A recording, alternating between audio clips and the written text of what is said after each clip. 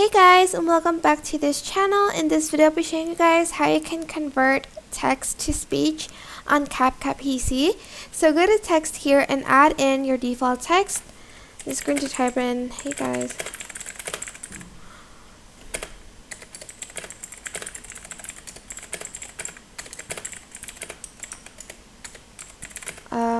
Be you guys how to, there we go.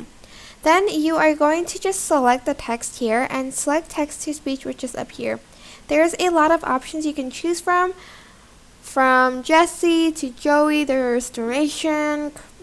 These ones that have like vocalists on them, it will be able to like make your text into a song. But we're just going to try this peaceful female one today. Hey guys, and welcome back to this channel. In this video, or Jesse. Hey guys, and welcome back. And you are going to select start reading, and it's going to add in the audio here, and you can adjust the volume here, of course, or here. And that is basically it. I hope this tutorial was helpful for you guys.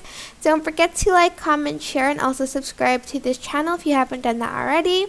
If you have any questions, just leave it in the comment section down below, and I'll try my best to answer them all for you guys. Thank you so much for watching. Bye!